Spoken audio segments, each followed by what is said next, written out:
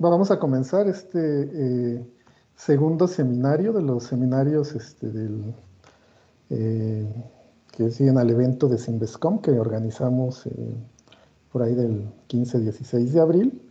El anterior, bueno, fue dado por la doctora Shauli sobre cuestiones de aprendizaje automático. Y bueno, antes que nada, permítanme presentarme. Yo soy Cuauhtémoc Mancillas López. Eh, Originalmente yo soy ingeniero en comunicaciones electrónicas, egresado del Politécnico del ESIME Zacatenco, de la especialidad de computación igualmente. Después realicé la maestría de ingeniería eléctrica en la opción de computación, en el departamento de ingeniería eléctrica en la sección de computación. Recordemos que bueno, ahora ya no somos parte del departamento de ingeniería eléctrica, ahora somos un departamento independiente, que fue donde realicé el doctorado en ciencias de la computación o en ciencias en computación, en el departamento de computación ya del CIMBESTAB.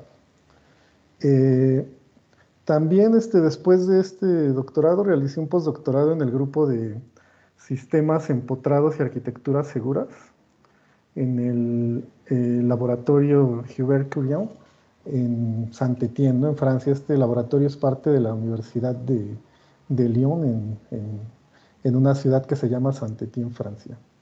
Entonces, el objetivo de este seminario es introducirlos a ustedes a algo que a nosotros nos ha servido mucho en la cuestión de investigación, y es abarcar hacia una parte que de repente no conocemos mucho acerca de formas en que podemos programar o que podemos nosotros utilizar las instrucciones, en este caso que se llaman vectoriales, que vienen ya implementadas en procesadores. Digo, ahí le puse modernos, pero la verdad es que ya no son, estas cosas no son tan modernas porque se vienen, digo, desde las familias de Pentium MMX, podríamos decir que fueron los primeros procesadores vectoriales que hubo, ¿no?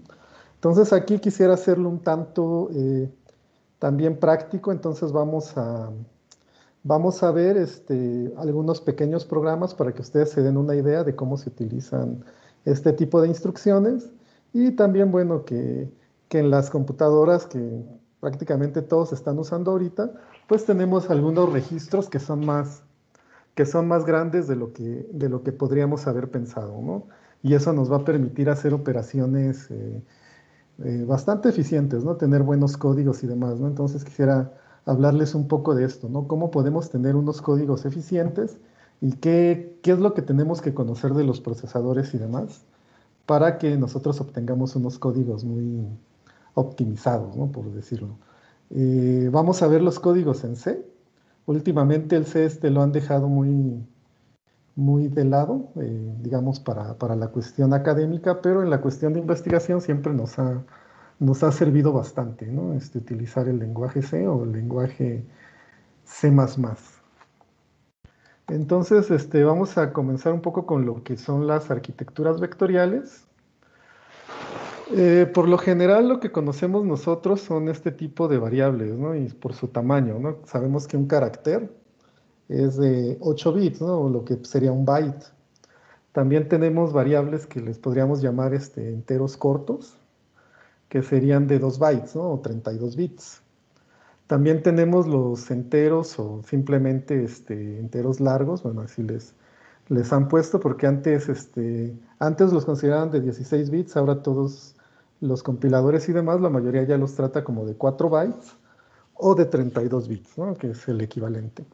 También tenemos a los números flotantes.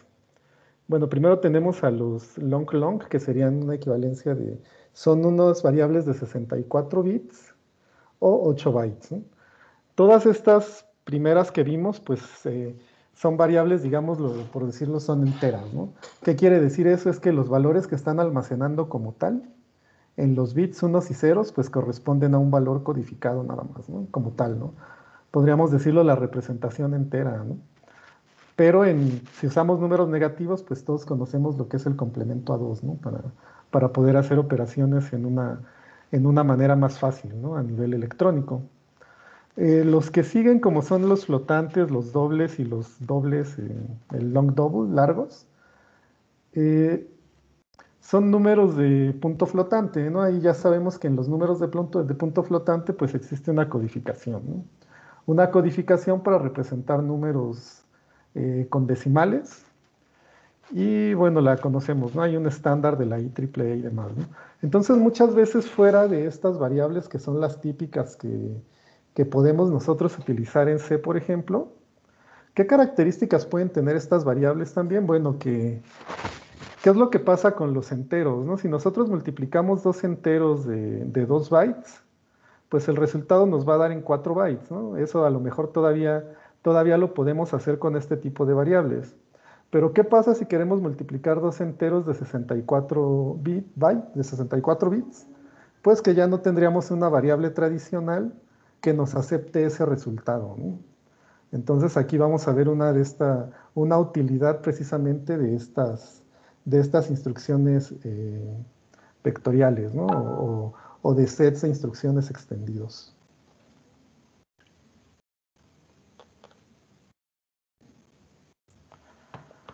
Este, ¿Qué es lo que serían los conjuntos de instrucciones o demás? Nosotros desde que aprendimos a programar, pues siempre hemos visto este tipo de instrucciones, ¿no? Como lo que sería el move, ¿no? Para mover datos, ¿no? Entre memorias, registros y demás. Tenemos algunas operaciones aritméticas y tenemos, podemos tener operaciones aritméticas, tenemos operaciones de saltos, como este jump, ¿no? Esta es una condición de salto que no es condicional, ¿no? O sea, con que ustedes lo pongan ahí, nada más le ponen hacia dónde va a saltar el programa, pues lo va a hacer, ¿no? Acá tenemos este JNE, pues es una instrucción que se llama de un salto condicional, ¿no? Salta cuando algo no es igual a cierta condición, ¿no? Y bueno, tenemos también algunas como corrimientos y un típico código de ensamblador sería como esto, ¿no? Estamos moviendo de registros algunos valores y después llamamos una interrupción, ¿no? Esto de las interrupciones también serían importantes porque, bueno, ahí podemos llamar, digamos, a que se ejecuten cierto tipo de funciones, ¿no? De repente, para ejecutar un comando hay que ponerlo en un cierto registro, ejecutamos una interrupción y el resultado se guarda ahí, ¿no? Eso ya todos lo sabemos, ¿no? Se guarda en otro registro. Entonces, estas operaciones o los conjuntos de instrucciones pueden estar implementados a nivel de hardware. ¿Qué quiere decir eso? Es que hay una electrónica a nivel de construido, ¿no? A nivel de electrónica que nos va a mostrar esto. Pero también pueden estar microprogramadas a nivel de firmware. ¿Qué quiere decir eso? El firmware es como que un software propietario de los fabricantes. Y cuando ustedes ven que de repente les dice que no sé, por ejemplo, su controlador de Wi-Fi o de Bluetooth necesita actualización de firmware, pues es porque a lo mejor se le pueden agregar algunas nuevas funcionalidades, ¿no?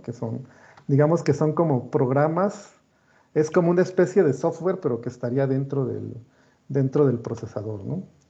Entonces estamos viendo este tipo de conjuntos de instrucciones, ¿no? Que, bueno, pueden ser operaciones tan básicas como las que vemos aquí, ¿no?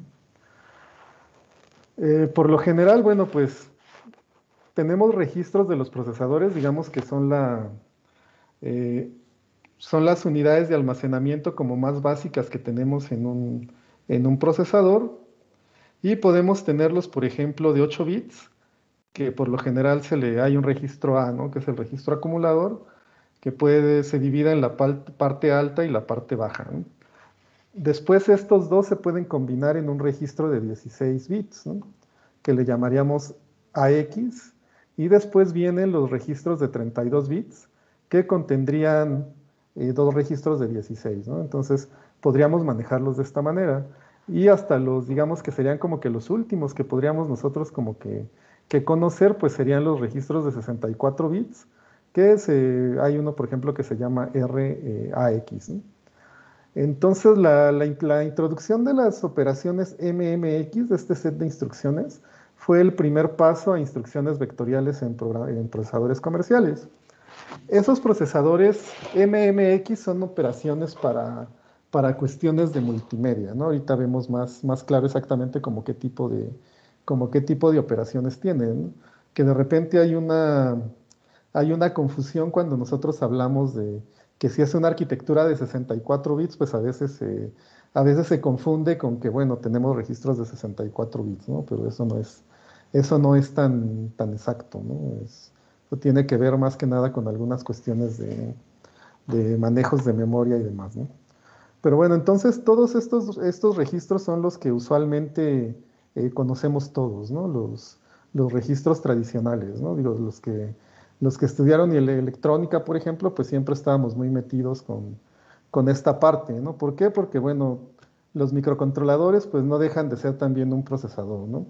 Quizá con un set de instrucciones muy reducido, pero también es un procesador que se maneja de la misma forma, ¿no? Tenemos registros y demás, ¿no? Entonces por eso, bueno, se maneja de una manera muy directa, ¿no? Eh, Ahora, ¿qué es lo que quiere decir un registro vectorial? Un registro vectorial, por ejemplo, de las instrucciones MMX, nos dice que un registro de 64 bits puede ser usado indistintamente de estas formas. Podemos considerar que tiene un valor de 64 bits, o podemos considerar que almacena dos valores de 32 bits, o podemos considerarlo como, 16, como cuatro valores de 16 bits, o en la representación, digamos, más pequeña, que serían 8 datos de 8 bits, ¿no? Entonces a esto se le llama vectorial, ¿no? ¿Por qué? Porque ya no lo estamos viendo como un solo registro, ¿no? Sino que lo estamos viendo como un vector de datos, ¿no? ¿Por qué un vector? Bueno, porque aquí tenemos un vector con dos valores de 32 bits. Aquí tendríamos un vector de cuatro valores de 16. Y acá abajo tendríamos un vector con valores de 8 bits.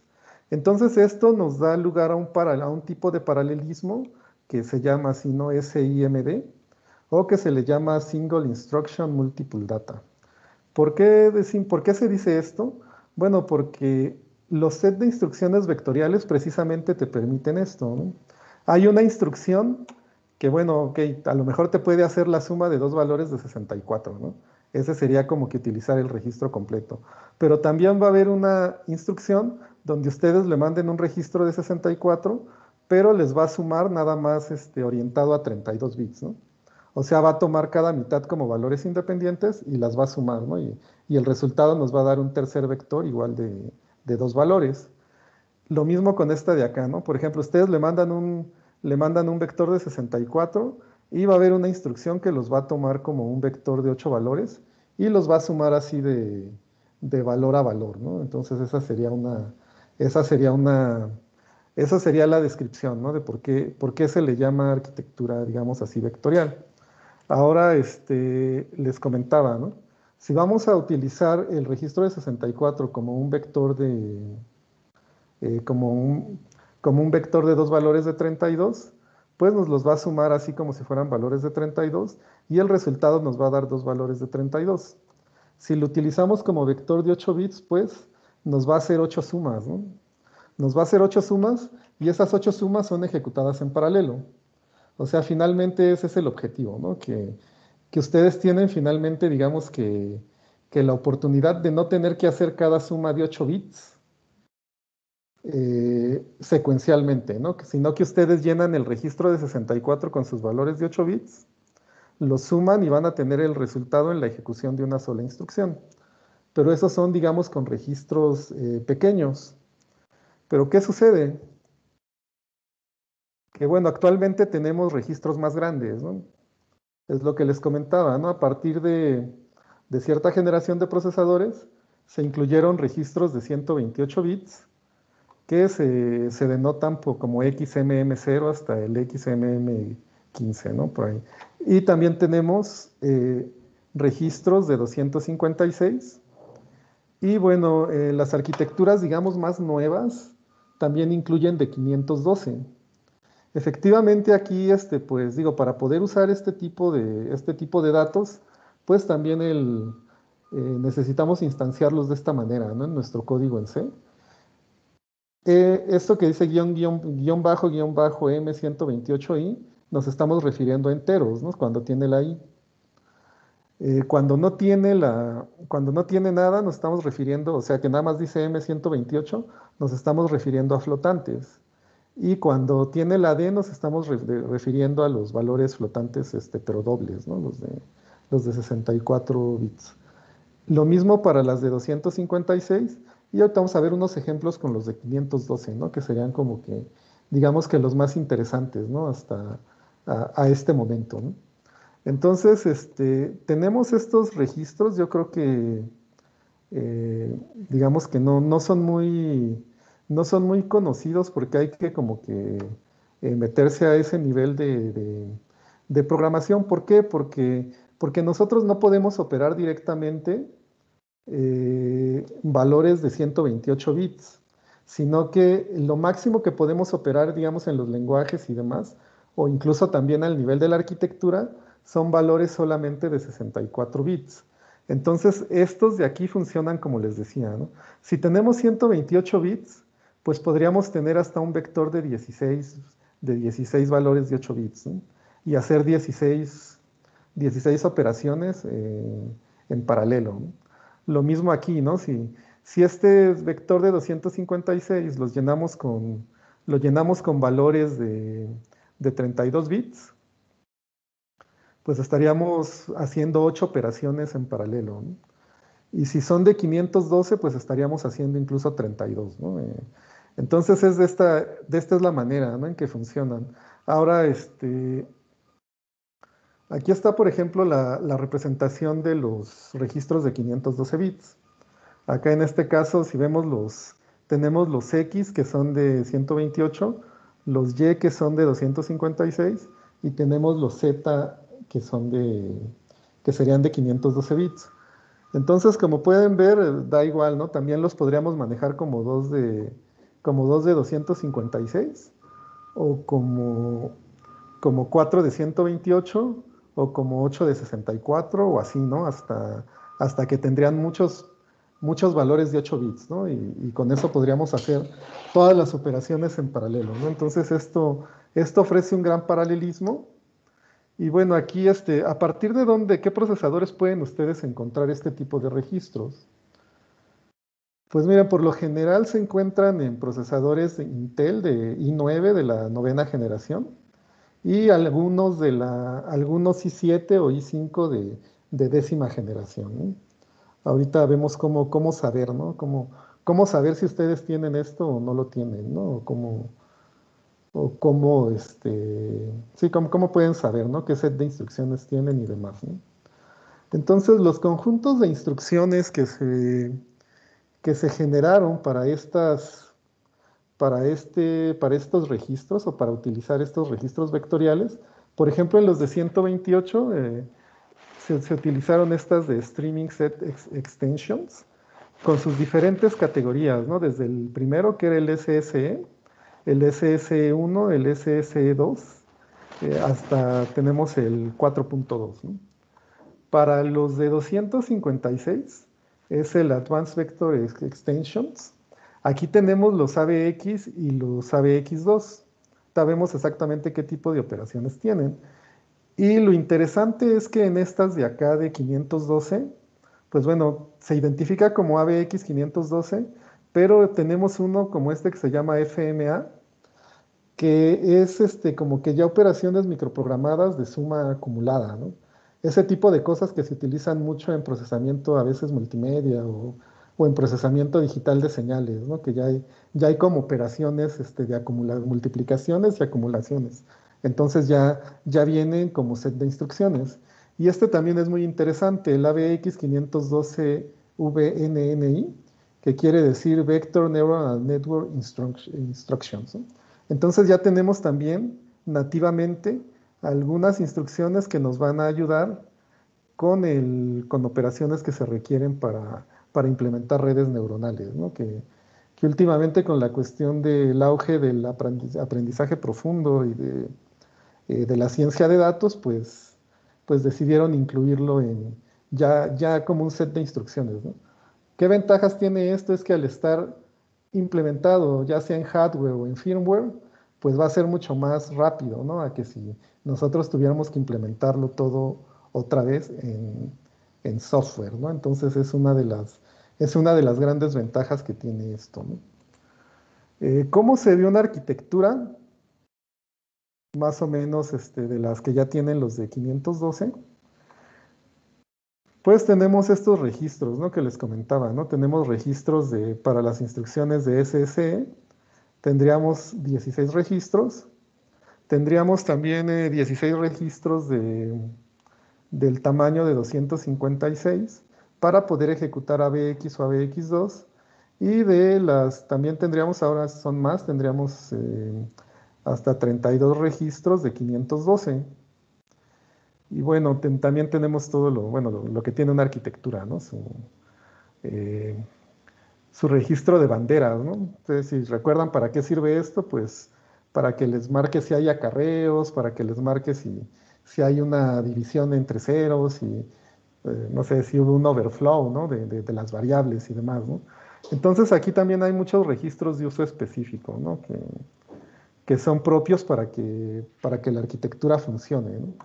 Pero nosotros como programadores podemos tener acceso a todos estos registros, ¿no? Tanto a los X como los Y o como los Z. Obviamente ustedes pueden pensar, bueno, a lo mejor el compilador es capaz de hacer una optimización muy buena, ¿no? Para utilizar todos estos recursos, ¿no? Pero realmente, digo, como cada versiones de compiladores siempre va a ser mejor, ¿no? Pero hay problemas que ustedes que no son tan simples de paralelizar, ¿no? Y ustedes pueden, digamos que ayudar de una manera al procesador, sabemos cómo, o pueden ustedes plantear el problema de una manera que sea paralelo, ¿no? O sea, ustedes pueden paralelizarlo y ayudar a que este rendimiento aumente, ¿no? A que sea un mejor rendimiento, ¿no? Otra cosa importante que se requiere saber siempre es cómo funciona la memoria, ¿no? O sea, la memoria de un procesador o de un equipo, un sistema de cómputo, ¿cómo funciona? Obviamente lo que tenemos más cercano, ¿no? Aquí, lo que tenemos más cercano al procesador son los registros, ¿no?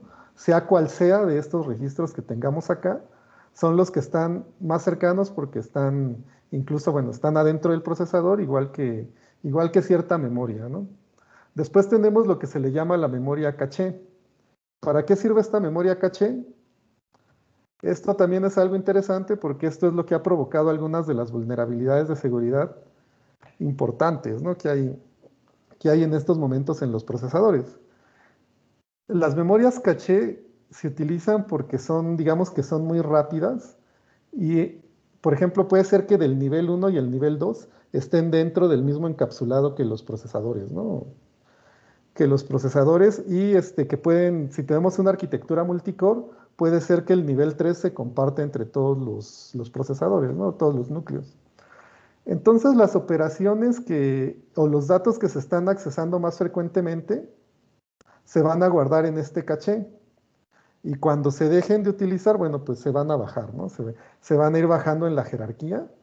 Y por ejemplo, supongamos, ¿no? Que ahorita ustedes están viendo esta presentación y pues digamos que de repente les llega un mensaje en Facebook, mandan el Teams a segundo plano, se quedan en el Facebook, pues toda esta parte del Teams que puede ser que estaba acá en caché, más bien ya estaba en caché, pues va a ir bajando en la jerarquía, ¿no? Como va a ver el procesador o el scheduling de la memoria, va a ver que ustedes ya no lo están utilizando, va a ir bajando hasta que llegue a este nivel, ¿no? Al más bajo, que es, digamos que se puede utilizar el disco de almacenamiento, ¿no? ¿Cuál es la diferencia entre todas estas memorias? Es que obviamente mientras más abajo esté en la jerarquía, el dato va a tomar más tiempo en llegar al procesador, ¿no? Entonces puede ser que de repente se tarda, ¿no? Sienten que se traba algo, bueno, es porque lo está trayendo del disco, ¿no? Lo está trayendo Como ya lo habían olvidado, bueno, ahí se quedó. Y cuando lo vuelven a requerir, tiene que pasar otra vez por toda la jerarquía. Ahora ustedes dirán, bueno, ¿por qué no tenemos gigas de memoria caché, ¿no? ¿Por qué no lo tenemos? Bueno, pues simplemente por cuestiones de costos, ¿no? La memoria caché por lo general está hecha con memoria estática, que se le llama la SRAM, que lo general se utilizan 4 transistores para guardar un bit, mientras que la memoria RAM está construida dinámicamente, con memoria dinámica, que solamente se utiliza un transistor, ¿no? Para guardar datos. Entonces, evidentemente, pues la memoria caché es mucho más cara en cuestión de costos y económicos como tal, en cuestión de dinero. Es más cara la memoria caché, mucho más cara que la memoria RAM, ¿no?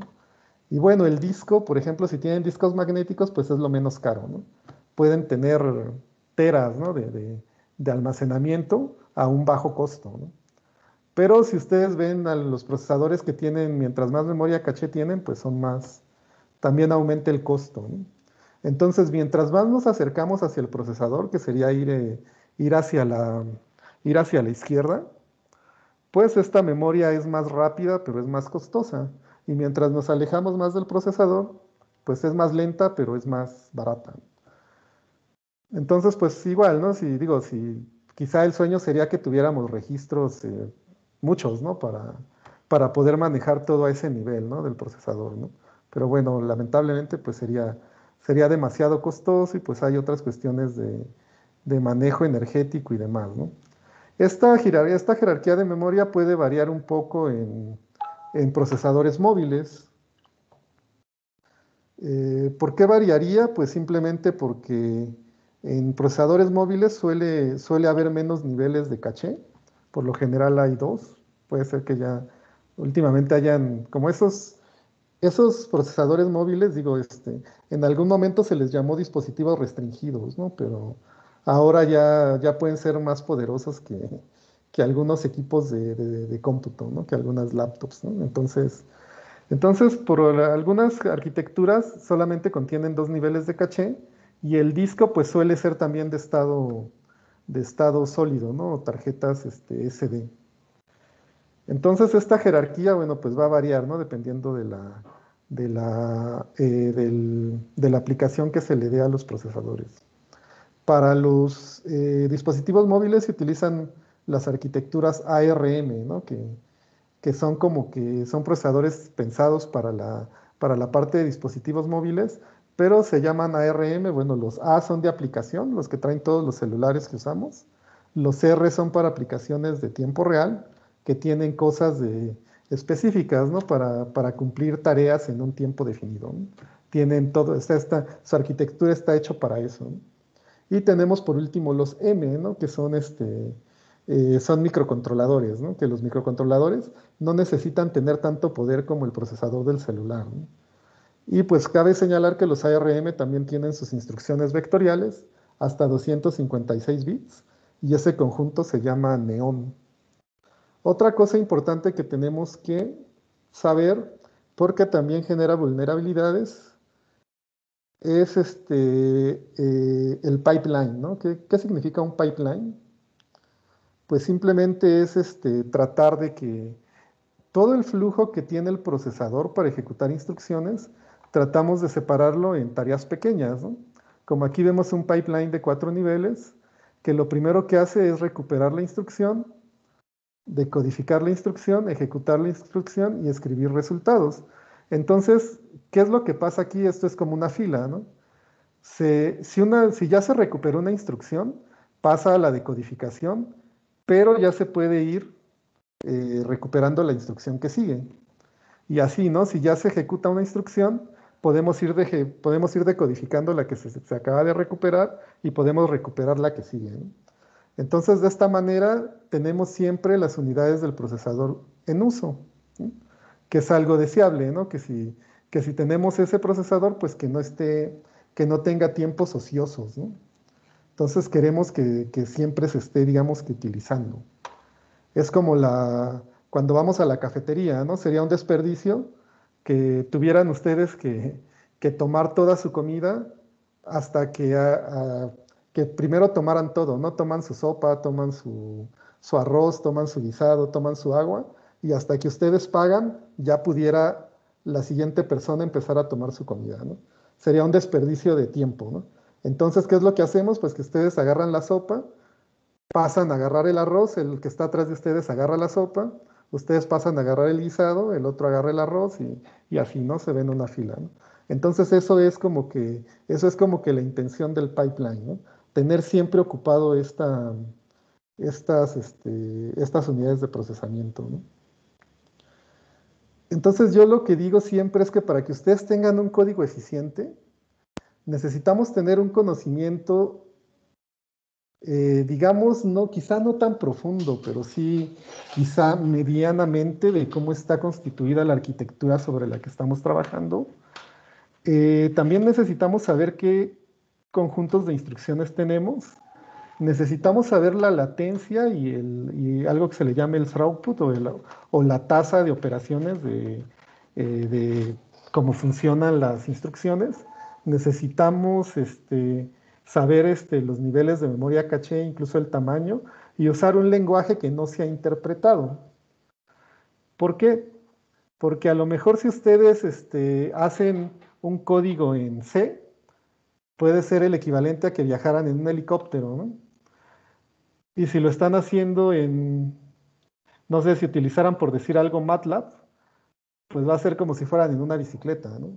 Y a lo mejor Python con unas variantes como tipo Cython o alguna cosa que lo acerque más al procesador, podría ser el equivalente a una motocicleta, ¿no? ¿Por qué? Porque, bueno, los lenguajes como C o C++ están interactuando directamente con el procesador, mientras que los lenguajes tipo Python, pues, tienen un intérprete ahí en medio, ¿no? O sea, hay algo que no es algo que no está cerca del procesador, ¿no? Sino que tiene un intermediario, ¿no? Algo así como la máquina virtual de Java, ¿no? Ustedes tienen un código que es interpretado por una entidad ahí, una máquina virtual en el caso de Java, y bueno, ya se ejecuta, ¿no? Entonces esto, si nosotros conocemos los throughputs, si no conocemos la arquitectura y demás, pues, y si lo hacemos en un lenguaje no interpretado, pues vamos a obtener códigos muy, muy buenos, ¿no? Ahora pueden preguntarse, bueno, ahora todo tiende a ser aplicaciones web, ¿no? Bueno, sí, ¿no? Pero todos los manejadores para aplicaciones web, todos los manejadores para bases de datos, todos los drivers de dispositivos, todos los BIOS y demás, pues no hay de otra, ¿no? Más que hacerlos por lo general en lenguajes tipo C o incluso ensamblador, ¿no?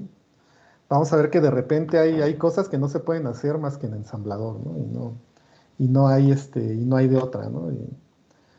Y si ustedes ven, bueno, de repente se ha puesto que, bueno, últimamente ya hay pocos programadores de C y C++, y por lo tanto, de repente se incrementa el valor de ese conocimiento en los mercados laborales, ¿no? Entonces, bueno, quisiera, antes de pasar a ataques y demás, eh, quisiera que vieran, bueno, eh, ¿cómo podemos saber qué instrucciones tenemos? ¿Sí se ve la consola, José Luis? Sí, sí se José ve, Luis. Ok, perfecto. sí se ve. Entonces, bueno, en un sistema Linux, podemos poner esta instrucción. Ajá, y aquí nos salen datos, ¿no? Yo en mi caso, en esta computadora, tengo un procesador i7 de 10ª generación que corre a 1.30 GHz. Entonces, al ser un procesador i7, este comando nos va a reportar que tenemos 8 procesadores, ¿no? Eso es desde el 0 hasta el 7. Pero bueno, ya si nosotros vemos la especificación técnica por parte de los de Intel, pues vamos a ver que tenemos 4 núcleos físicos, pero cada uno de esos está dividido en 2 hilos, ¿no? 2 hilos de procesamiento, pero de procesamiento, digamos que 2 hilos significa que tenemos algunas cosas que están replicadas dentro de esos cores. O sea, no tenemos todo replicado para que sean dos cores diferentes, pero tenemos cosas replicadas como pueden ser los registros, ¿no? Generalmente algo que no está replicado es la unidad de punto flotante y por eso se hace un cuello de botella ahí, ¿no? ¿Por qué? Porque de tener dos núcleos completamente independientes a tener un núcleo con dos hilos, la ganancia de dos núcleos pues sería básicamente el doble.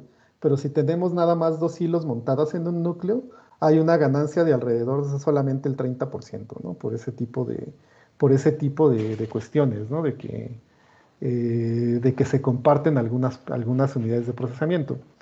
Entonces, bueno, aquí vemos que aquí dice, ¿no? De hecho es un Intel genuino, claro. Tenemos aquí el nombre o el código del procesador. Cosas importantes, tenemos la velocidad, tenemos el tamaño del caché. Eh, Aquí, bueno, aquí está lo que les decía, ¿no? Que nos dice cuántos cores hay. Y nos dice que si tenemos unidad de punto flotante o el floating point unit, eso prácticamente ya todo lo trae. Pero esta información es muy valiosa, ¿no? Esta que estamos viendo aquí. ¿Por qué? Porque aquí nos está diciendo todos los sets de instrucciones con los que contamos. Entonces, bueno, vemos que contamos con cosas de punto flotante, tenemos los SSE, aquí los vemos, ¿no? Los SSE, tenemos los ABX, y algo muy interesante es que tenemos los ABX 512. Les digo, hasta el momento he visto pocos procesadores que traen los ABX 512, pero pues aquí los tenemos, ¿no? De hecho, tenemos los que son para redes neuronales. Otra cosa interesante también es cuando tenemos cosas de, cosas de criptografía, ¿no? Sí.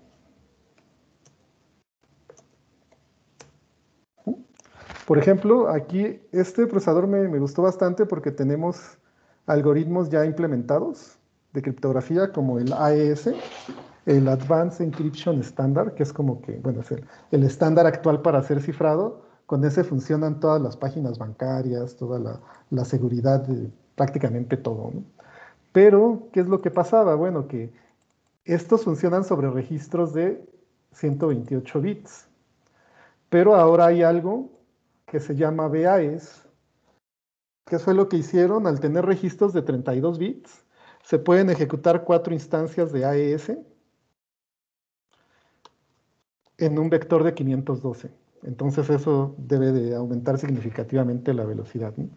Para nosotros que trabajamos cosas de criptografía, pues también incluyeron algunas instrucciones de campos de Galois, de Galois Fields, pero lamentablemente solo son para campos de binarios de 8 bits, ¿no?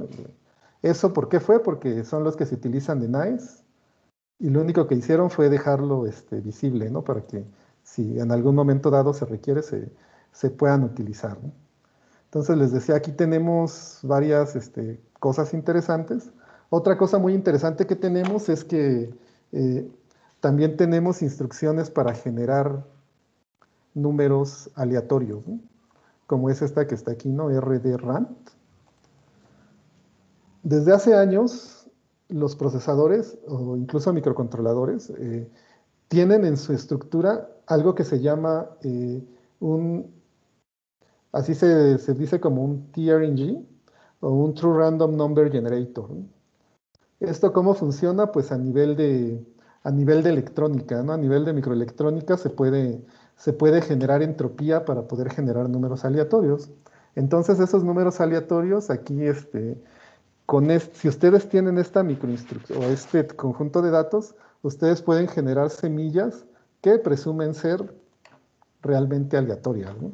Y no solo eso, que también pueden generar valores pseudoaleatorios, ¿no? O sea, en base a generar una semilla y después ya ejecutar un algoritmo que sea determinístico. Entonces, bueno, ahí también hay algunas cosas que nos permiten hacer cosas con la memoria caché, como esto del flush. Y bueno, entonces les digo, todo esto es todos estos flags serían como que los conjuntos de instrucciones que tendríamos. Yo les aconsejaría que si se quieren comprar una computadora nueva, pues procuren que tenga estos, ¿no? Sobre todo los que se dedican a computación, procuren que ya tenga las AVX 512 para que estén, digamos que actualizados en la parte más moderna de la arquitectura, ¿no? Aquí estamos hablando de procesadores Intel, pero bueno, en general, todos los procesadores AMD también tienen algo muy similar, ¿no? De hecho, hay veces que la programación se hace transparente, ¿no? Para ambas, ¿no? También tenemos más conjuntos como para ejecutar criptografía, ¿no? También las funciones hash, ¿no? El estándar de hashing. Entonces sí, por favor, no se dejen ir de repente por la belleza de las Macs, sino que analicen, ¿no? Qué es lo que tiene el procesador, ¿no? Yo les comentaba, eh, se pueden checar, ¿no? Con estos códigos se podrían buscar en internet, ¿no? Simplemente, ¿no? En Google, por ejemplo, vamos a buscar este procesador. Y aquí, ¿no? Nos manda a su página. De hecho, creo que es el de Latinoamérica. Y pues aquí, ¿no? Vemos más o menos cuánto cuesta, ¿no? El precio recomendado. Aquí es lo que les decía, que tenemos cantidad de núcleos, tenemos 4, cada uno dividido en 2 hilos, por eso tenemos 8. Y tamaño máximo de memoria, les decía, también eso es importante. Y por aquí abajo nos dice de los conjuntos de instrucciones, ¿no? Entonces, si ven por ahí una laptop que les guste, pues vean qué procesador es y chequen esta parte, ¿no? Qué conjuntos de instrucciones tiene y de preferencia que tenga esto, ¿no? Para que puedan jugar con esta parte de la programación, ¿no? Después tienen la parte de, ya prácticamente todos, esto lo he visto desde procesadores que no son tan caros, ¿no? Como los Celeron y demás. Muchos ya tienen la parte de las instrucciones AES, ¿no? Para seguridad. También hay una parte de manejo de llaves, ¿no? Todo esto que se le llama lo que les decía, ¿no? Un generador digital de números aleatorios que crea números completamente aleatorios, ¿no? Sobre todo eso para generar llaves criptográficas o llaves de sesión, ¿no? Y digo, hay cosas bastante interesantes, ¿no? En la parte de arquitectura, ¿no? Como una parte muy interesante es, por ejemplo, la virtualización, ¿no? Imagínense que yo tengo los 4 cores y yo dijera en un momento dado, ok, yo quiero tener 2 sistemas operativos, ¿no? Y le quiero asignar un core a Windows y quiero asignarle 2 cores a Linux, ¿no? Y necesito algo que esté intermediando con ellos, pues se le asigna otro core a un hipervisor, ¿no? Que es el que va a ser el que va a estar asignando recursos, ¿no? Entonces, todo ese tipo de cosas ya se pueden, digamos que hacer con este tipo de procesadores, ¿no? Entonces esto también es importante, estas son como las familias, ¿no? de arquitecturas y muchas veces esto que está aquí, esta palabra de Ice Lake, les podría indicar si tienen o no tienen los conjuntos de instrucciones más nuevos, ¿no? Entonces, porque se da el caso que incluso algunos procesadores como los Xeon y todos los que son para servidores, luego todavía no lo incluyen, ¿no? Todavía no lo incluyen. Entonces, bueno, no sé si alguno de ustedes llegara a tener una pregunta, pueden preguntar si quieren en el chat y bueno, el maestro José Luis podría darles la palabra, ¿no? Para checarlo, ¿no? Entonces, bueno, ahora también tenemos. Ok. Bien, bueno, entonces, nada más quería decirles cómo, veamos un código nada más para que vean cómo podemos trabajar con estas funciones. Pues bueno, en este caso tendríamos que incluir esta librería que se llama intrinsic, es nada más para que reconozca los nombres de las funciones. y también este tipo de variables, ¿no? Entonces yo lo que estoy haciendo aquí es utilizar variables de 512 enteras y pero bueno, aquí lo que no quería yo hacer era tener que cargar, ¿no? Tener que usar instrucciones para cargar valores.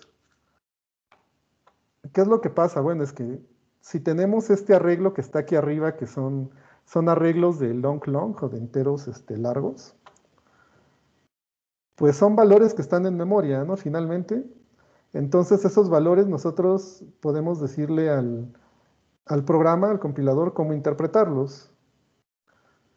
Entonces basta con hacer un cast, ¿no? a esto, ¿no? Para que se pueda convertir de un vector de long, se pueda convertir a una variable de 512 bits.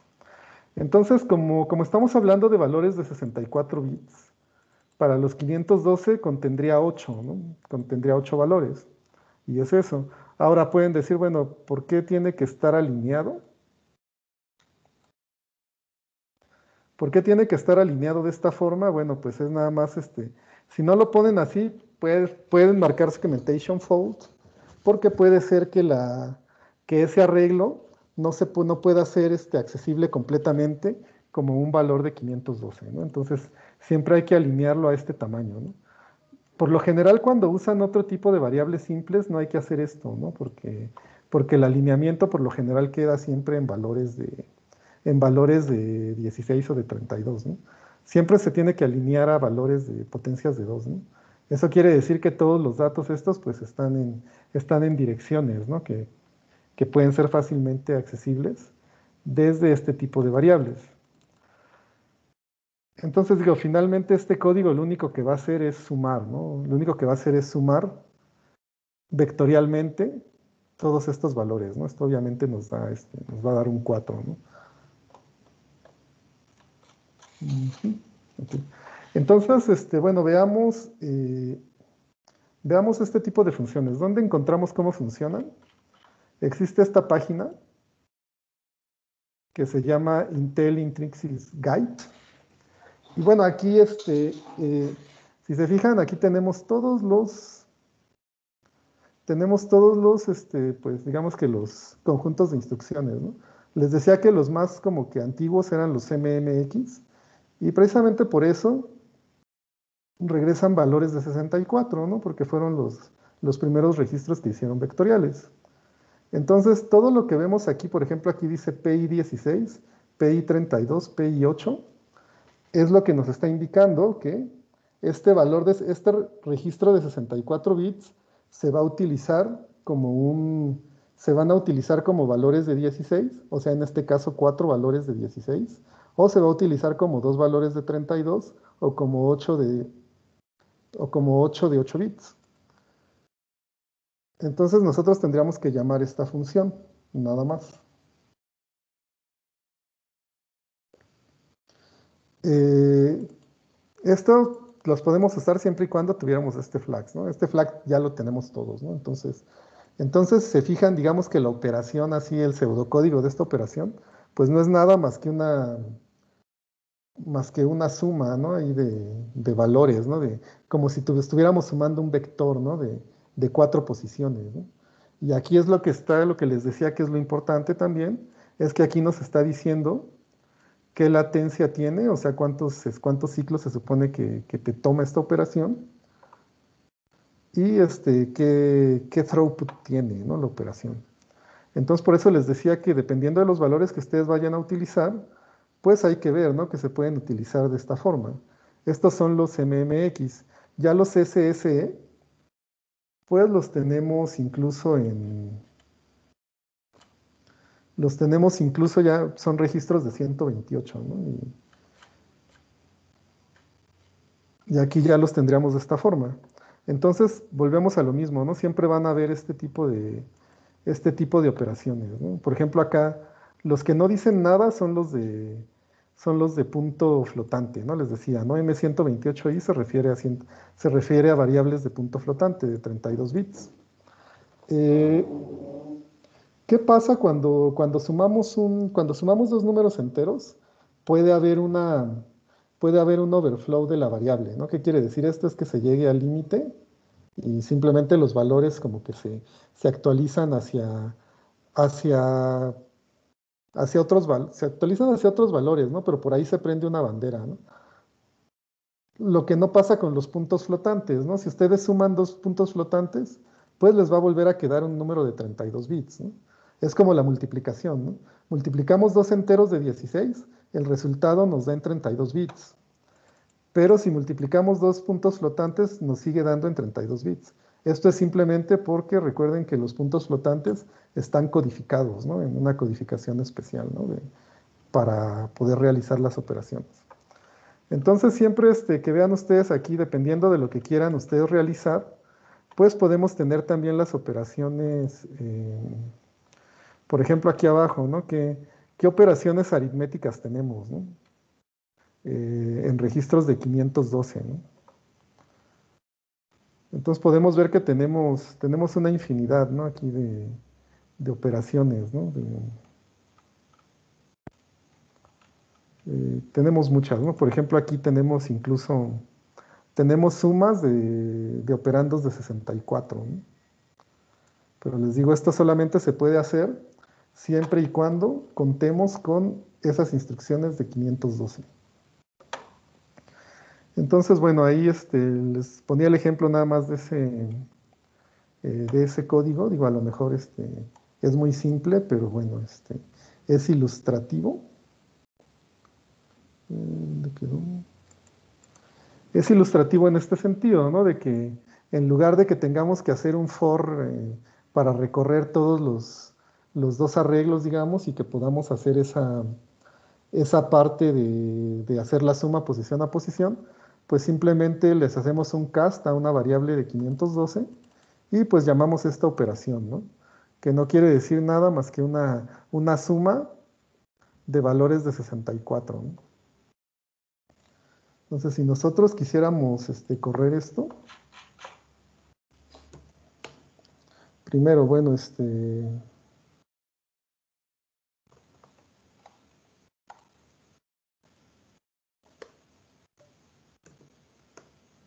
¿cómo debemos compilar esto? Para que no tengamos que poner las banderas y demás, bueno, yo siempre uso este modificador de -march igual a native. Y bueno, ya si se llama suma, nada más lo compilamos de esta forma.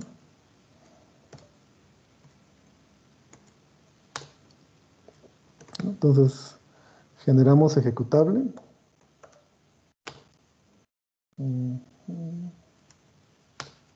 Entonces, pues simplemente es eso, ¿no? Simplemente nos sumó de posición a posición, ¿no? Digo, no es nada del otro mundo, pero sí nos ilustra la forma en que podemos utilizar estas instrucciones.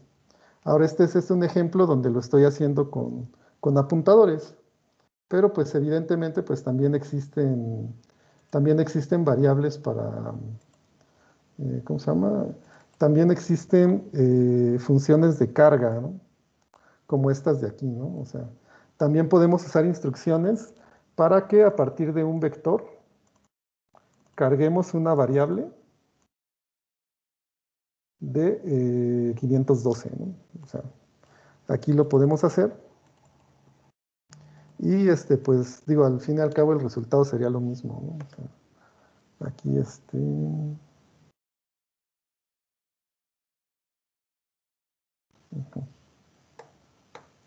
nada más le puse ahí que se llama suma 1, ¿no? Sí.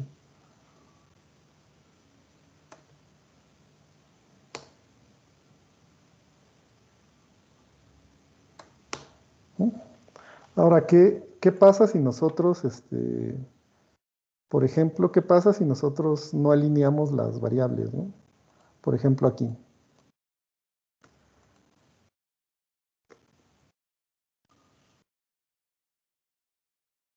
Ya, vamos a comentar esto. Y si nosotros quitáramos esta parte,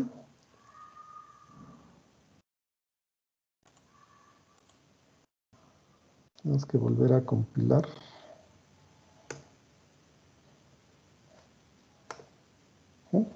hay un segmentation fault, ¿no? Por lo que les decía, ¿no? Que puede ser que ese valor no lo podemos accesar completamente como de 502. Entonces sí, siempre hay que hacer eso, ¿no? O sea, para que vuelva a funcionar, pues simplemente hay que descomentar esto, ¿no? Ahora, unos programas un tanto más elaborados para ver este rendimiento, hay problemas muy clásicos, ¿no?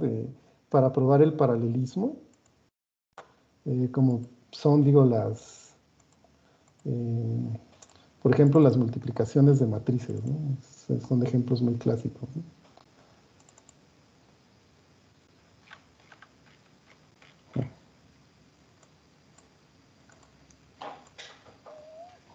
Aquí pueden ver ustedes un código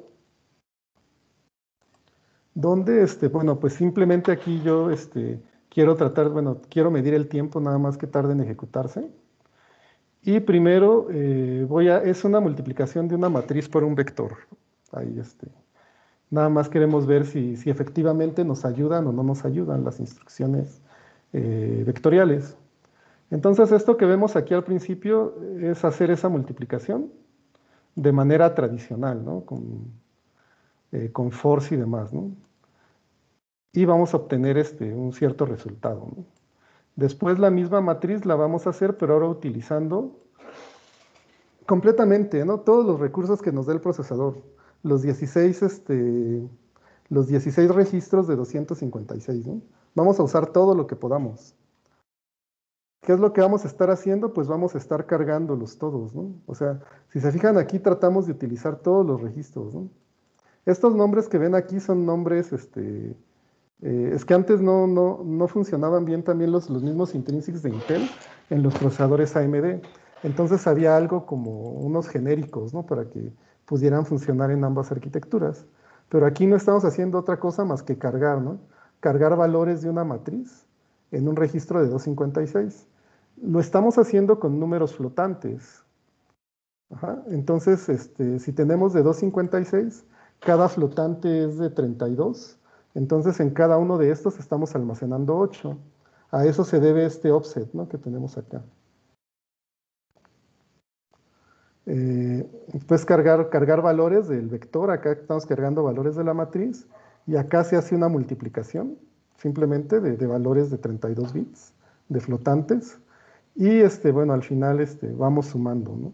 Y al final se hace la suma, ¿no?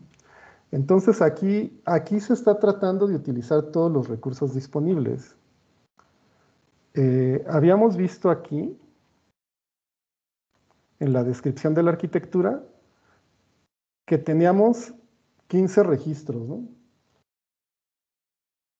Que tenemos 15 registros que podemos utilizar de ese tamaño. Entonces aquí los tenemos, ¿no? O sea, aquí los tenemos y la cuestión de que esto funcione o no funcione muy rápido también depende de eso, ¿no? De que tratamos de cargar toda la información posible hacia los registros del procesador para tener una ejecución más rápida. Entonces vamos a ver este programa qué pasa, ¿no? Cuando lo corremos.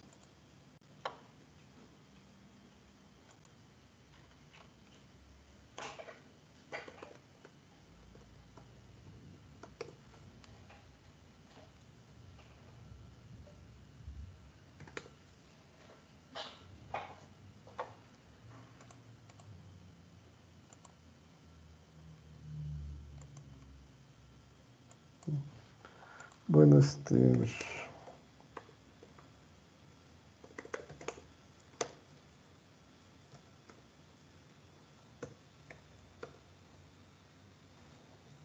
entonces ya aquí tengo una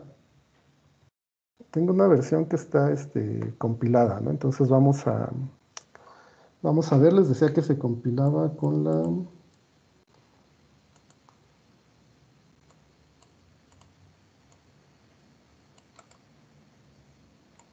Primero vamos a hacer una compilación sin optimización, ¿no?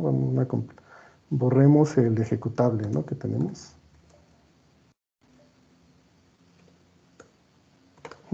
Entonces ahora vamos aquí está con G++, nada más está en CPP, nada más por usar el IString, ¿no? Nada más para sacar impresiones, ¿no? Entonces vamos a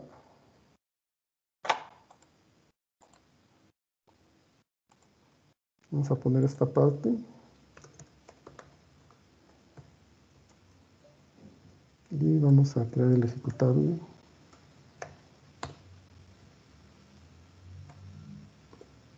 Lo hice al revés.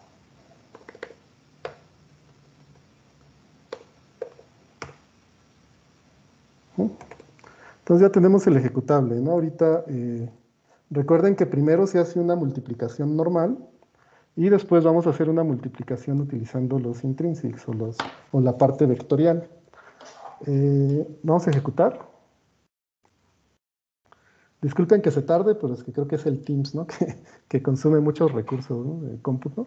Entonces, si se fijan, bueno, aquí se imprimen ambas para que veamos que ambas operaciones dan el mismo resultado. Pero si lo hacemos de la forma ingenua, se está tardando esta cantidad, 730, y de la forma con intrinsics se tarda 173, ¿no? Entonces ahí hay una mejora, no sé, aparentemente de 4 veces, ¿no? Algo así como, sí,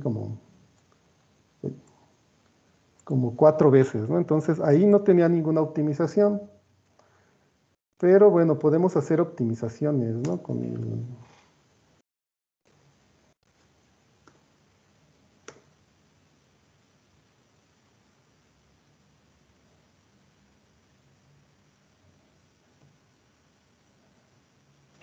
Permítanme un momento.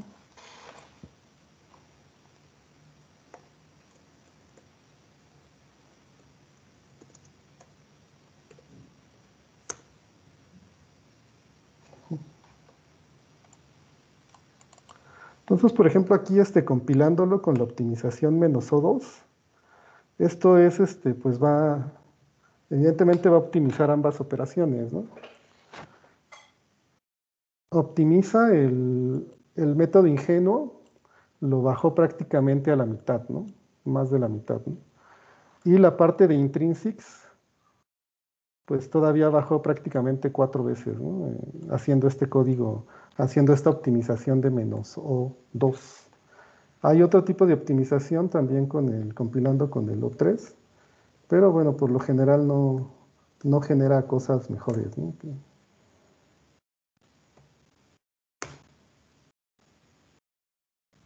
Muy poco, ¿no? O sea, fue una ganancia marginal aquí, ¿no?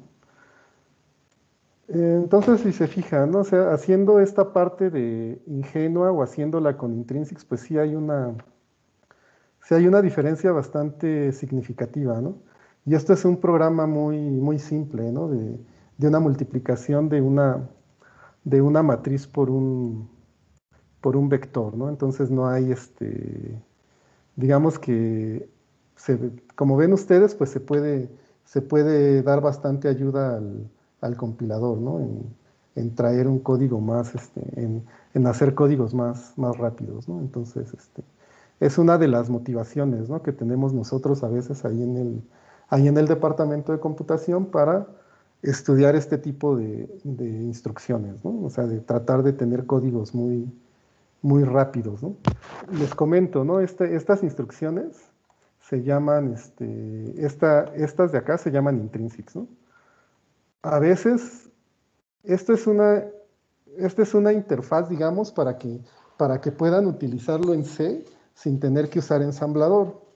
Pero digamos que la variable, obviamente tiene su instrucción de ensamblador, ¿no?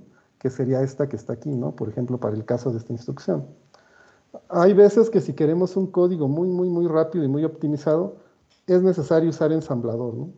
Algo que me ha pasado a mí muchas veces es que usando intrinsics se pierden si ustedes necesitan acceder a ciertas partes del registro de banderas del procesador, si utilizan intrinsics suelen perder esos valores, ¿no? ¿Por qué se los digo? Porque he estado trabajando con unos microcontroladores de 32 bits y al tratar de hacer un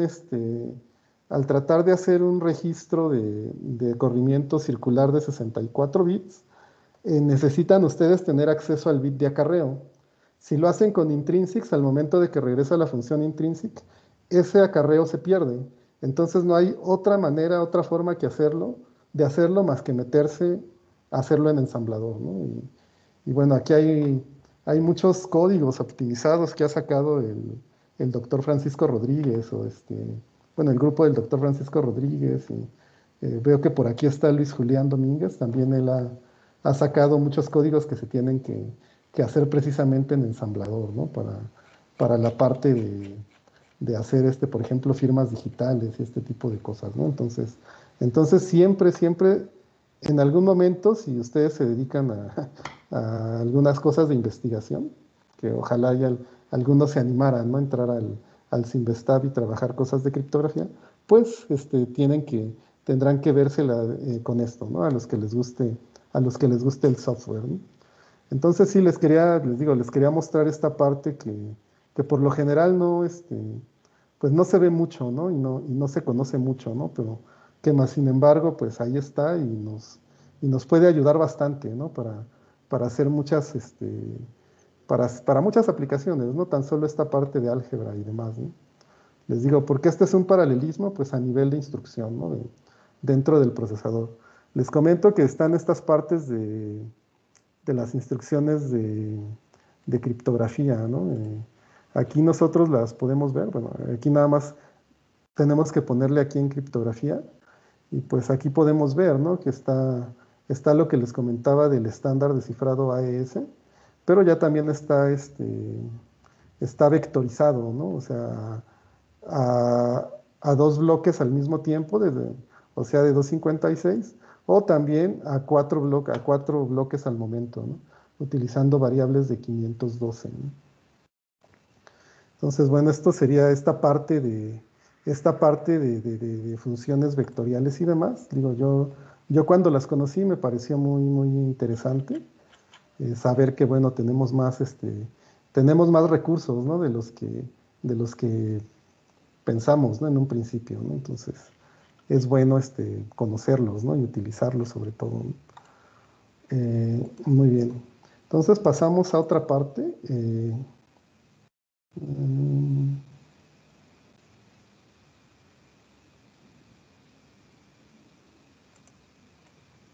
ujú.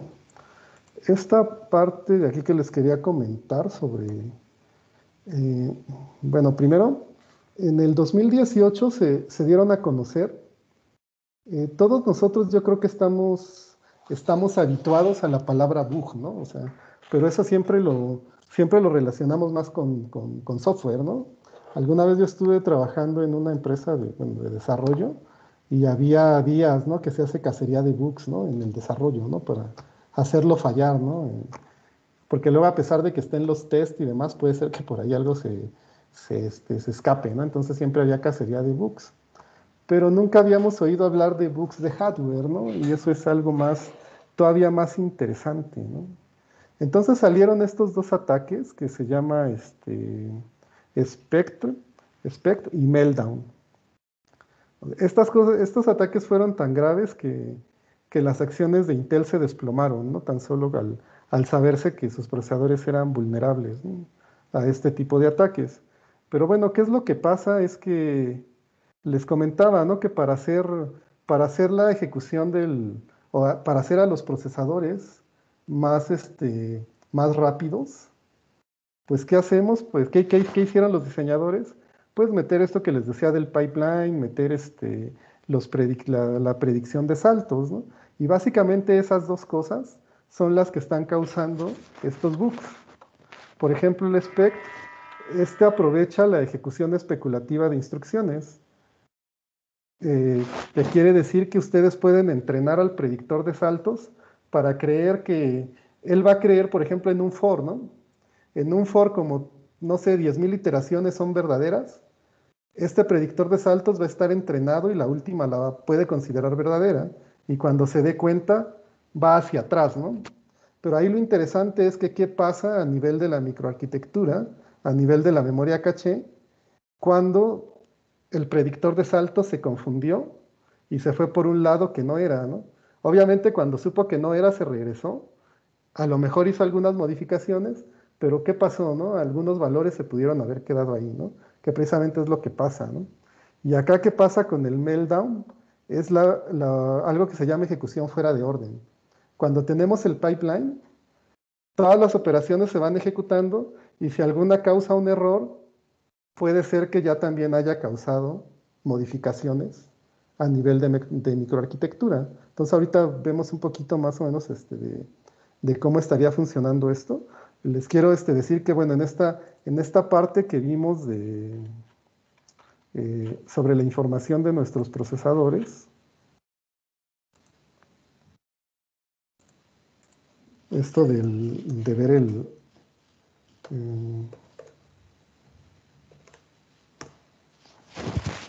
pues aquí también nos dice, ¿no? Nos identifica qué bugs tenemos, ¿no? Entonces aquí al parecer, bueno, no nos aparece el meltdown, nos aparecen otros. Para ser sincero, estos no los conozco. Pero bueno, aquí nos aparece el Spectre versión 1 y el versión 2. Aquí me voy a conectar a un servidor más antiguo para que podamos ver, ¿no? Esta es otra computadora. Bueno, voy a maximizar. Si nosotros ponemos lo mismo, no.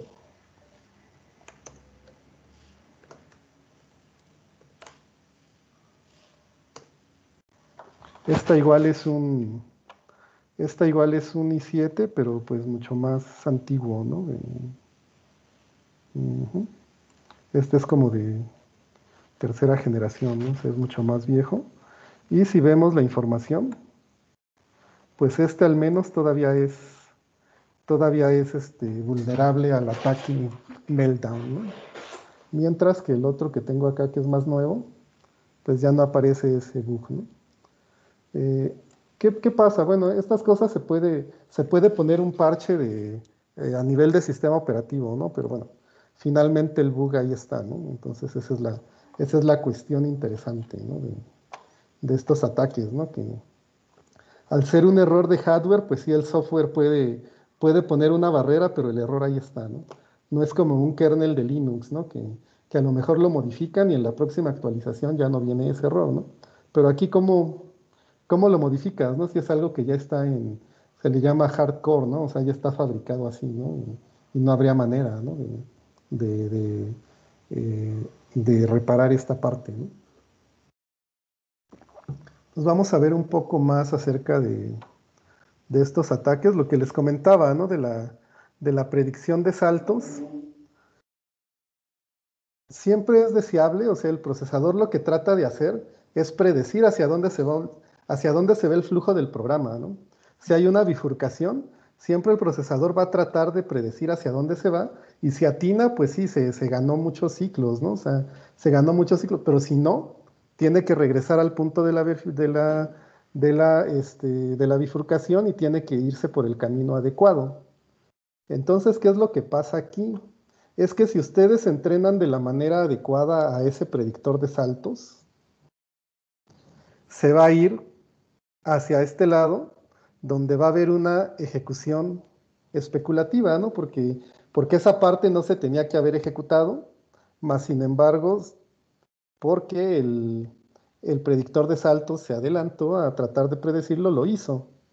Generalmente, los autores de estos ataques explican que a nivel de microarquitectura sí se logra como que limpiar, ¿no? lo que se modificó. Pero resulta que a nivel de la memoria caché, si ustedes hicieron algo ilegal, bueno, algo que no está permitido digamos que en las políticas recordemos que los procesos y demás, todos están aislados en su espacio de memoria y no pueden ustedes invadir el espacio de otros, ¿no? Por ejemplo, no pueden invadir con un programa el espacio del kernel, ¿no? Porque les marcaría ahí, no sé, un segmentation fault, unas cosas de estas, ¿no? Pero resulta que les marcó eso, sí se los marcó, pero puede ser que ustedes mientras, en este cambio de microarquitectura, ya se modificó algo y algo quedó cargado en la memoria caché. Entonces ahí se quedó. Ahora la cuestión es, ¿podemos leerlo de la memoria caché?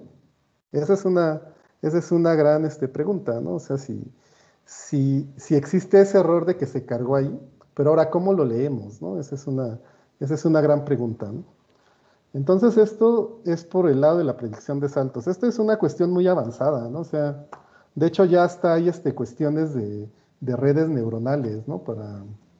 Para poder predecir estos saltos, ¿no? Este flujo del programa, ¿no? Eh, Ahora, ¿qué quiere decir la ejecución fuera de orden? Eso quiere decir que, bueno, como tenemos un pipeline de instrucciones, pues vamos a tratar de ejecutar todas las instrucciones que no dependan, ¿no? Que sean independientes entre sí. Las vamos a meter a ejecutarse. Entonces, acá como sea, una vez que pasan este manejador de excepciones, pues ya las consideramos ejecutadas, ¿no? Pero mientras van recorriéndose en ese pipeline, esas operaciones van haciendo cambios a nivel de microarquitectura. ¿Por qué les digo a nivel de microarquitectura? Porque obviamente para que funcione el pipeline, pues necesitamos tener cosas replicadas, ¿no? Necesitamos tener registros, necesitamos tener elementos que guardan los resultados que van teniendo las instrucciones y demás. Necesitamos cargar al caché y cosas así, ¿no? Entonces toda esta parte ya se va ejecutando fuera de línea y supongamos, ¿no? Que por ahí hay una operación no permitida. Entonces por acá ya se ejecutó la instrucción, ya se modificó algo en la parte electrónica y llegamos al manejador de excepciones. El manejador de excepciones va a ver qué va a hacer, ¿no? O sea, a lo mejor ahí ya les marcó un error, ¿no? Y ya, ¿no? O sea, les dijo, no está, no sé, una división en cero, ¿no? Una cosa de este tipo, ¿no?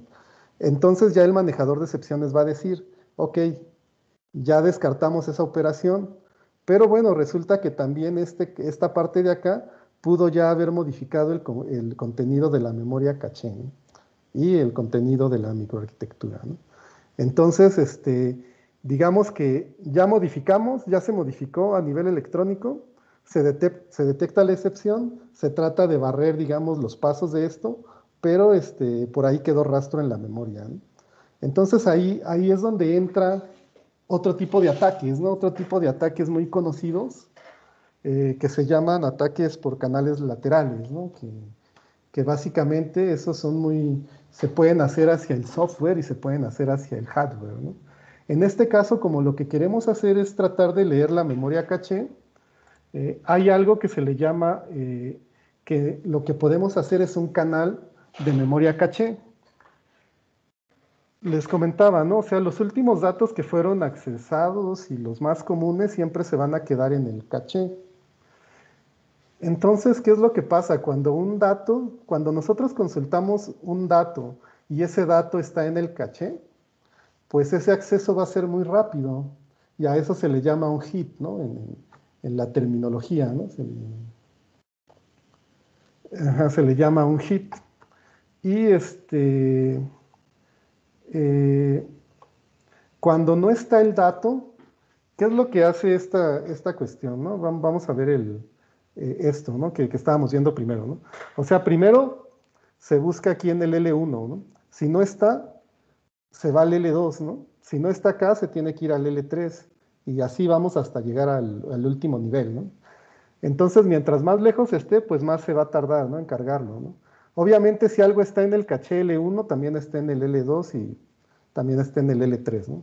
Ahí les digo, ahí hay otro gran problema de las arquitecturas, ¿no? Que, como les decía que algunos, cuando tenemos 4 cores, si tenemos 4 cores, pues a lo mejor el caché 1 y el 2, cada core tiene su nivel 1 y nivel 2, y el nivel 3 es compartido entre todos, ¿no? Entonces, supongamos que hay un dato que esté en el nivel 1 de 2 cores. Si uno de esos cores cambia ese dato, se tiene que esparcir hacia los otros cores, ¿no? Para que todos tengan el dato más actual. Y eso se le llama coherencia de caché, ¿no? Y ese es uno de los grandes problemas, ¿no? Del diseño de procesadores, ¿no? Cómo mantener esa coherencia entre los datos, ¿no? Entonces, como les decía, si nuestro dato está aquí en la caché 1, en el nivel 1, vamos a tener un hit, ¿no? Y va a ser muy rápido. pero si lo va trayendo de acá va a ser más lento. Entonces, la manera de hacer este tipo de canales es que imagínense ustedes que hay bibliotecas, ¿no? Por ejemplo, este, bibliotecas criptográficas, ¿no? Cuando están ustedes accediendo a un sitio bancario, supongamos que es el SSL. Entonces hay una parte de esas memorias, de esas librerías que son compartidas, ¿no? Están cargadas en memoria. Entonces puede haber por ahí un proceso malicioso que también está ejecutando una instancia y como ustedes tienen una aplicación que es un navegador que está utilizando SSL, ustedes haciendo ciertas consultas y midiendo el tiempo que tarda en tener acceso a ese dato, ustedes podrían saber qué datos están cargados en caché y cuáles no. Y de esa manera se pueden predecir incluso llaves criptográficas, ¿no? Obviamente el Intel pues tiene un problema y es que te da un intrinsic que te permite borrar, ¿no? Que te permite borrar y mover contenidos de la memoria caché y demás, ¿no? Hay ejemplos muy interesantes de esto, ¿no? Porque este tipo de canales de caché se pueden hacer y no son... Lo he visto, por ejemplo, en una exposición, ¿no? Hicieron un ataque para aplicaciones en un Android, ¿no? Se publica en el Play Store una aplicación que solamente te da el clima. Te da el clima y qué es lo que pasa es que el único permiso que te pide es el acceso a Internet. Pero internamente lo que estaba haciendo era robarse todo lo que ustedes teclearan se iba pues lo mandaba por Internet, ¿no? Y fue una demostración en vivo, ¿no? O sea, ahí está un teléfono que está, digamos que es una especie de troyano, lo instalan, ustedes todo lo que teclean se va, ¿no? Y se genera un logger, ¿no? Entonces ahí hasta los passwords, todo se iba, ¿no? Y es una cuestión muy, pues, digamos que grave, ¿no? En este sentido, ¿no? Entonces, digo, para los que estén así realmente interesados en este tema, pues estos dos ataques eh, tienen su sitio web, aquí, donde están ambos, ¿no? Aquí podemos ver los dos ataques. Y les digo, ¿no? O sea, está el Meltdown y está el Spectre. Y pues aquí están los artículos, ¿no? Académicos, ¿no? Donde fueron reportados. Podemos ver por ejemplo. Y pues bueno, fue reportado por podemos decir que es uno de los grupos más importantes en cuestiones de seguridad e incluso también criptografía de la Universidad de Graz en Austria, ¿no? Esta persona, Stefan Mangard, es muy famoso en este ámbito, ¿no? Y Paul Kocher, que es muy famoso en cuestiones de los ataques por canales laterales. Entonces, como ven ustedes, aquí está toda la información y aquí podemos ver exactamente cómo se aprovechan de esta parte de las ejecuciones este, es el de las ejecuciones fuera de orden y demás, ¿no? O sea, les digo, hay que tener un poquito algo de conocimiento sobre arquitectura de computadoras, sobre la parte de cómo funciona la memoria virtual y pues esta parte de la memoria caché, ¿no? Entonces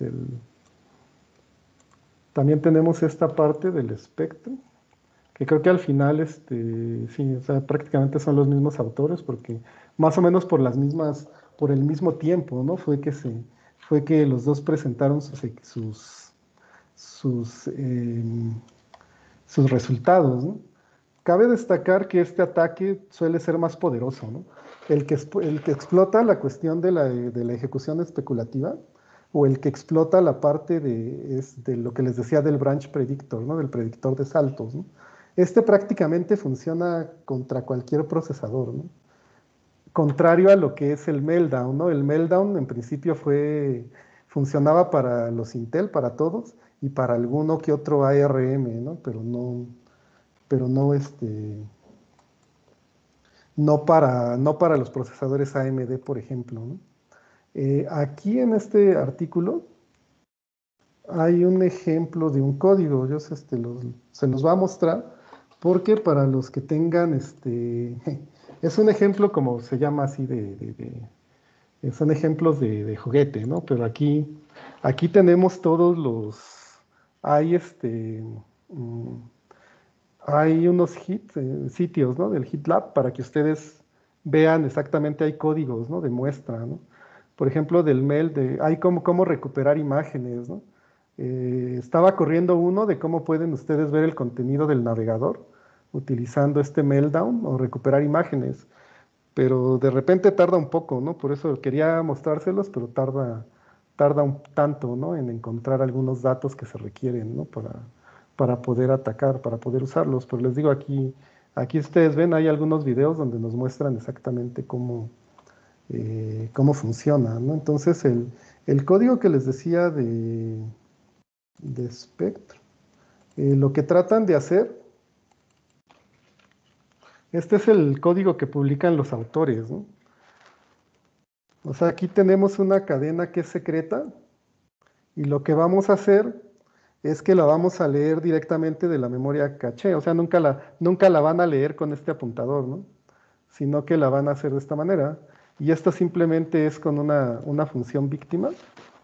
Y es lo que les decía, ¿no? Se van leyendo en líneas de 512 para que sea la memoria caché. Y lo que se va a hacer es ir midiendo el tiempo, ¿no? Que tardan los accesos, ¿no? Por eso, y utilizando esta instrucción, ¿no? Que les digo que les permite hacer acceso a la memoria caché, ¿no? De poder remover algunos datos, ¿no?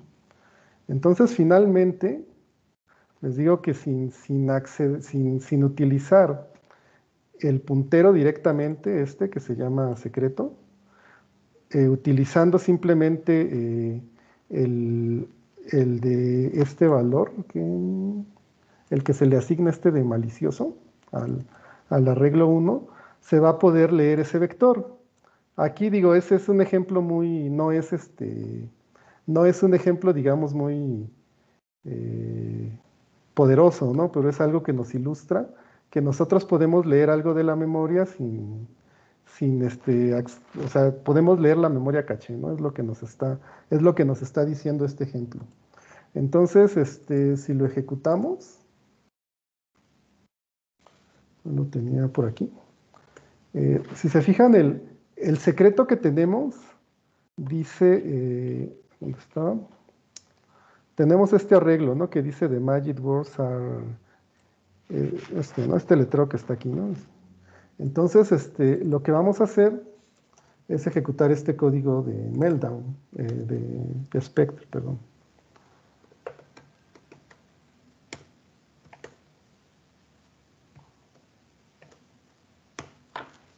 Entonces ahí se la pasa probando, ¿no?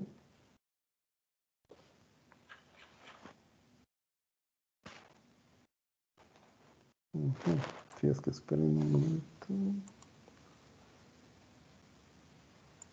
Si es que, por ejemplo, aquí en mi computadora, solo logra recuperar algunas fracciones, ¿no? Por ejemplo, solo recupera la E, ¿no?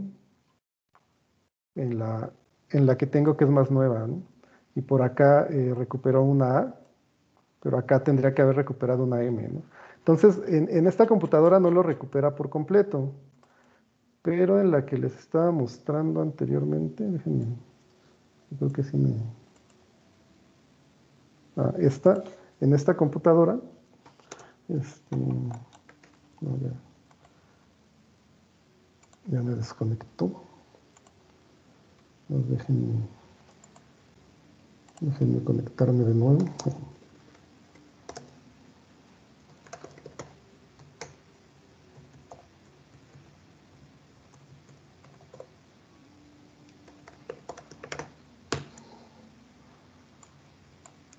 Ok, entonces aquí sí. mm,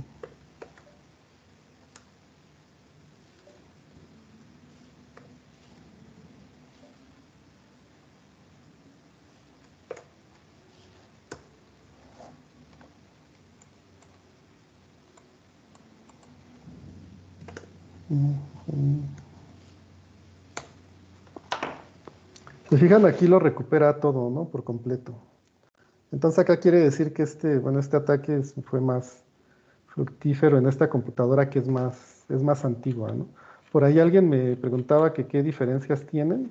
Pues entre esta que estoy probando y la otra, la que tiene las AVX 512, pues básicamente la diferencia pues sí es bastante en la cuestión de, digamos, de antigüedad. Este procesador, no sé, la verdad yo creo que que ya deben de estar descontinuados, ¿no? O sea, y si se fijan, tiene una cantidad de instrucciones mucho menor, ¿no? En este caso ni siquiera tiene las ABX, ¿no? Entonces no tiene las ABX, no tiene las ABX2, ¿no? Entonces es un procesador mucho más viejo, ¿no? Que el otro, y por lo mismo todavía es, eh, tiene este bug, ¿no? De meltdown, ¿no? Mientras que la más reciente, pues solamente tiene los otros bugs, ¿no? De Spectre, ¿no? Entonces, bueno, por mi parte aquí terminaría esta presentación. Pues sí, ahora sí que esto de los ataques, esto de hacer un canal caché y este tipo de cosas es muy interesante. Yo creo que aquí en el público tenemos gente que es más experta en esto, ¿no? Como quizá Luis Julián, o no sé, por ahí vi que estaba Faz, creo que ellos han trabajado más en esto, ¿no? Porque estos ataques son tan poderosos que, por ejemplo, también pueden ustedes sacar, sacar información secreta, digamos, incluso midiendo el consumo de energía, ¿no? De un microcontrolador. Si ustedes tienen acceso y pueden medir el consumo de energía, haciendo modelos, se le llama generar un modelo hipotético. Resulta que siempre hay una correlación estadística, ¿no? Entre lo que pasa en el modelo hipotético y lo que pasa en el modelo de ejecución real. Entonces es bastante interesante, ¿no? Les digo, aquí de hecho hay algunos equipos que se utilizan para eso, ¿no? Me gusta esa parte porque es más de electrónica, ¿no? Hay que hacer algo de instrumentación, hay que hacer pues utilizar quizá un osciloscopio, ¿no? Estar utilizando de repente si es una tarjeta ya comercial, ¿no? Como, déjenme ver si les puedo aquí mostrar, ¿no? Como este tipo de tarjetas, ¿no? Que ya están fabricadas, pues como traen capacitores, traen filtros y demás, hay que quitarlos a veces para que nos permita medir el consumo de potencia real, ¿no? Entonces este tipo de ataques por canales laterales son bastante poderosos, ¿no? Y hay algunos incluso bien, pues parecieran místicos, ¿no? Pero que más sin embargo se ha probado que funcionan, ¿no? Como la radiación acústica, ¿no? O el ruido que puede generar el ventilador de una computadora, ¿no? Para, para poder sacar una llave secreta, ¿no?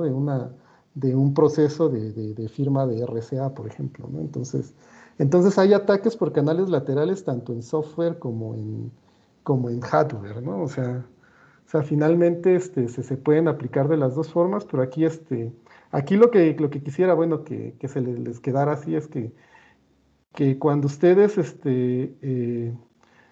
pues quieran adquirir un equipo nuevo, pues sí se fijen en otra cosa que no sea solamente la estética, ¿no? Que hay que ver la parte de los set de instrucciones, hay que ver qué les ofrece, hay que ver también que ya sea un procesador más nuevo, que traiga los menos bugs posibles, ¿no? Y este tipo de cosas, ¿no? Entonces, principalmente yo, dentro del departamento, a veces doy la clase de arquitectura de computadoras este año me tocó, dar programación avanzada, y en las dos materias, veo cosas de, este, de cosas de arquitecturas vectoriales, ¿no? Ya sea programación o la parte de cómo está hecha la arquitectura, ¿no?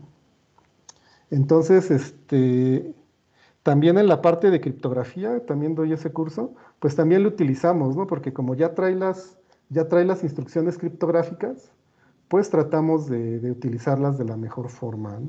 Entonces, gracias por haber asistido y no sé si alguien tiene alguna pregunta que pudieran hacerla, pueden levantar la mano y pues ya José Luis, el maestro José Luis Domínguez les daría la palabra, ¿no? No sé si alguien quisiera preguntar algo. Está Luis Julián, José Luis, ¿le puedes dar la voz?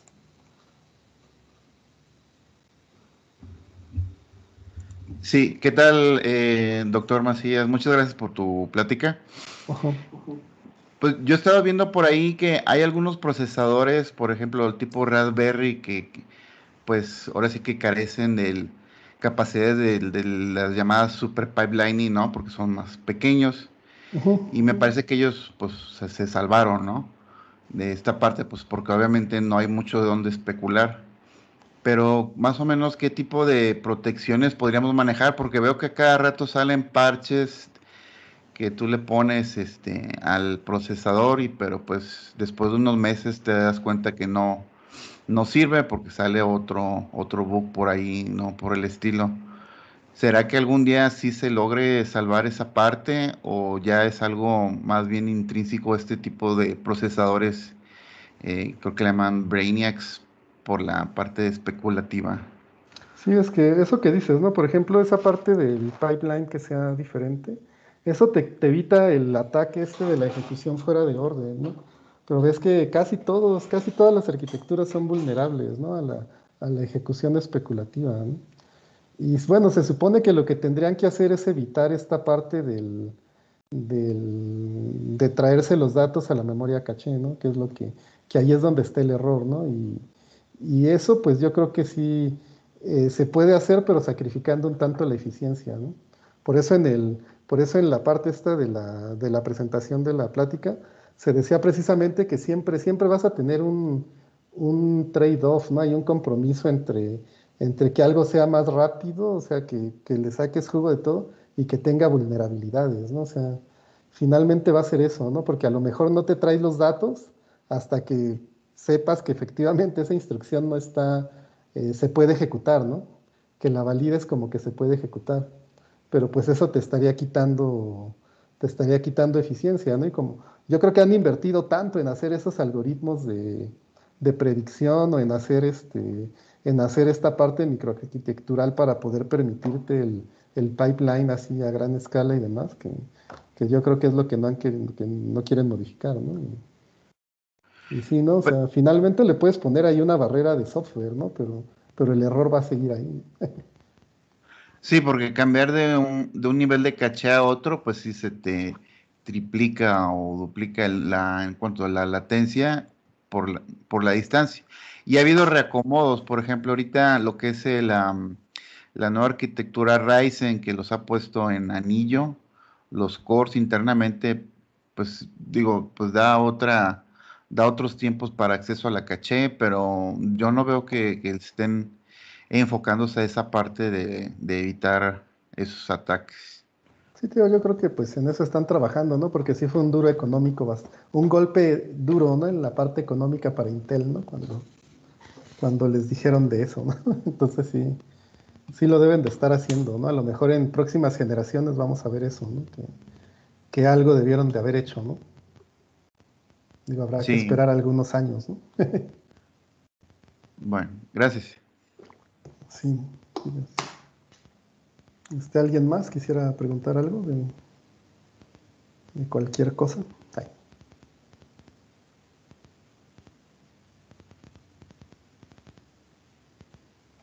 nadie.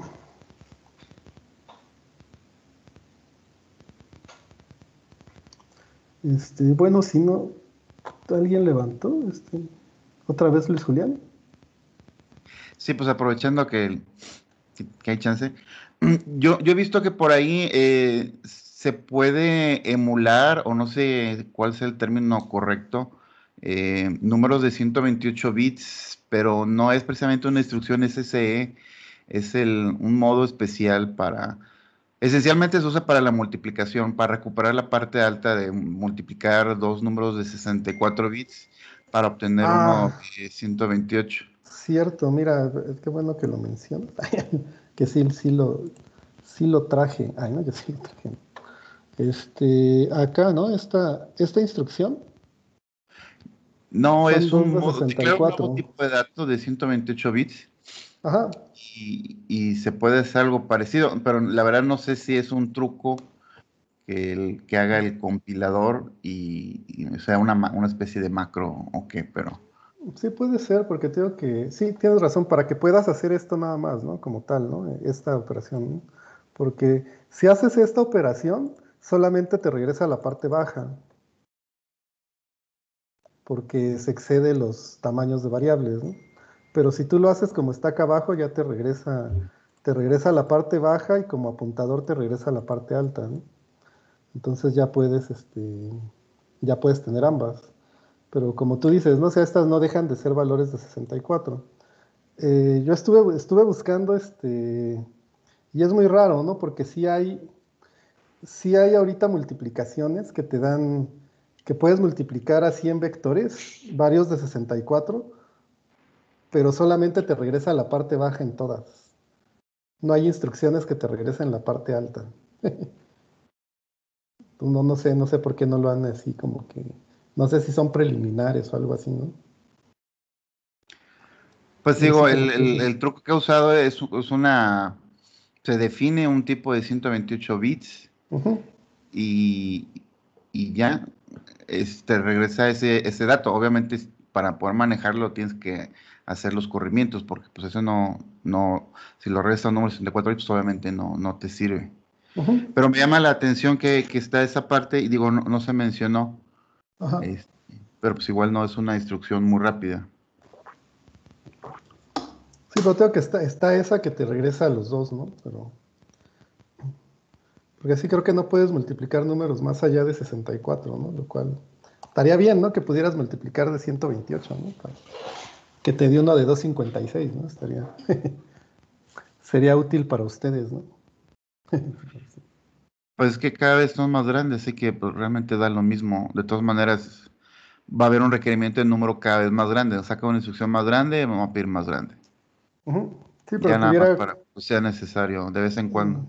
digamos que hubiera variables nativas de 64, perdón, de 128, ¿no? Porque hasta el momento como que las nativas llegan hasta 64 nada más, ¿no? Como tal, ¿no?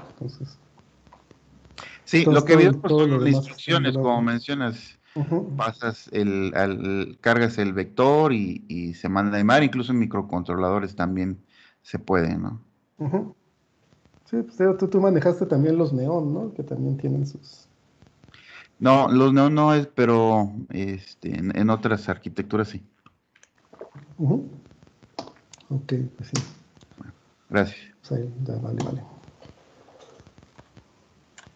Bueno, si no hay más preguntas, pues bueno, finalizaríamos la sesión y los invitaríamos a la siguiente. ¿Cuándo es la siguiente, José Luis? La siguiente es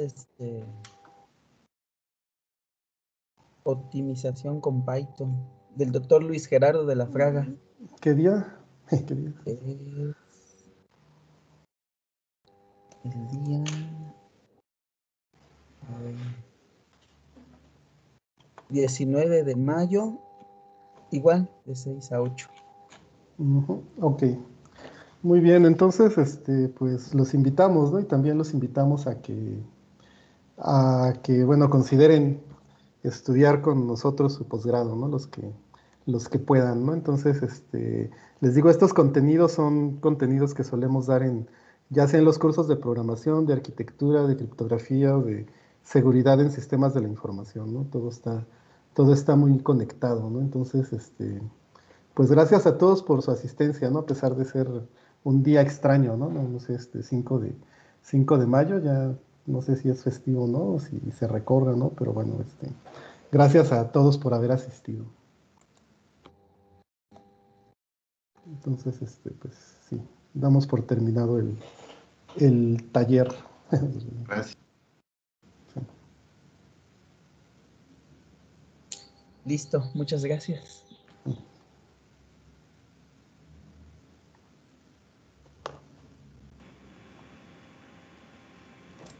¿Quién? ¿Sergio Saldaña? Sí, muchas gracias, doctor. Ah, sí, sí. Ah, sí, ¿qué tal? Gracias, Sí, gracias, nada, doctor. hasta luego. Hasta luego. Sí.